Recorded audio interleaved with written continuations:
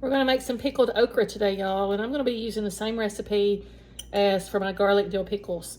So you're gonna need some jars. They need to be clean. Doesn't matter if they're hot, but they need to be hot. I mean, they need to be sterilized. I just run mine through the dishwasher. In that, I don't have any fresh dill, so I'm putting a half a teaspoon of dill seed. Y'all see that? Not weed, dill seed. And then I've got 1 garlic clove. I split it in half. And then I want mine to be a little hot, so I have put some slices of really hot jalapeno pepper. You don't have to do that. Now you're just gonna need some fresh, tender okra, and it needs to be the size that'll fit in a jar.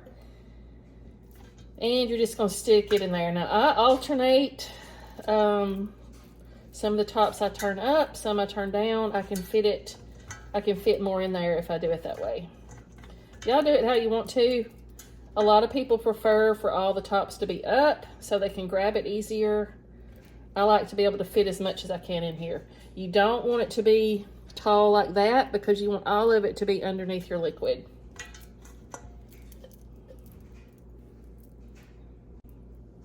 And you're just gonna get it stuffed in there as tightly as you can. That's what you want it to look like. The main part of pickling anything is your liquid that you're gonna be pouring over. It's very simple. You're just gonna mix vinegar, water, and pickling salt. If you don't have pickling salt, use some other kind of coarse salt, not ice cream salt, y'all. Because I'm doing a small batch, I'm gonna put 6 cups of water, 1½ cups of white vinegar, and a ½ a cup of salt. I'm gonna be cutting my salt back just a little bit today, and I'm only gonna be doing 1/3 of a cup. And you're gonna bring that all to a boil. Now you see I've got my jars all ready. This is not necessary, but it is terribly convenient to have that for when you start to pour your liquid over. Have my jars all filled. I'm gonna bring this to a boil. I've got my lids. Now I'm reusing old can flat, we call these flats, because I'm gonna be sticking mine straight into the refrigerator. I do recommend buying you some new ones. These possibly may seal, and if they do, that's an added benefit for me. If not, it's no big deal because they're going in the fridge. Bring this to a boil. Now my mama and grandmama and everybody before me always took their new lids or flats and put them into some really, really hot water and got them hot before they did this. The new lids, most of them say don't do that. You don't get them hot first. Make sure you read and see what your box says. Now I want this water to be to a full rub. That's where we are. Now, watch this magic. We're gonna take this liquid, pour it into our jars.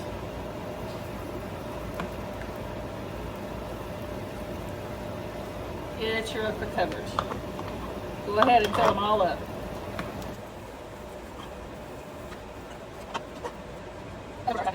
Okay, now here's the real trick to this procedure. This is different from the way that a lot of people make pickles. This is also the same recipe I use for my pickles. Now we're going to pour this back in here and bring it back to a boil.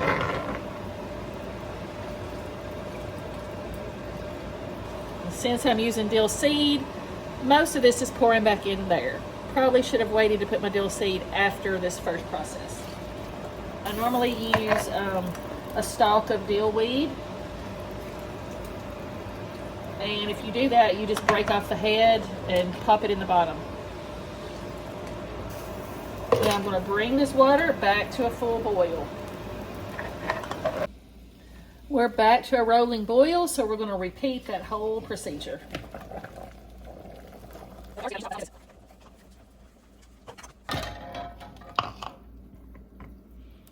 I usually fill my liquid up to the bottom of this band. Now you're just going to put your lids on.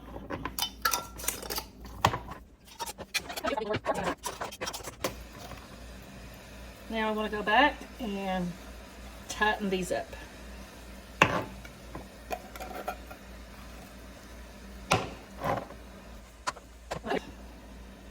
There you go, pickled okra.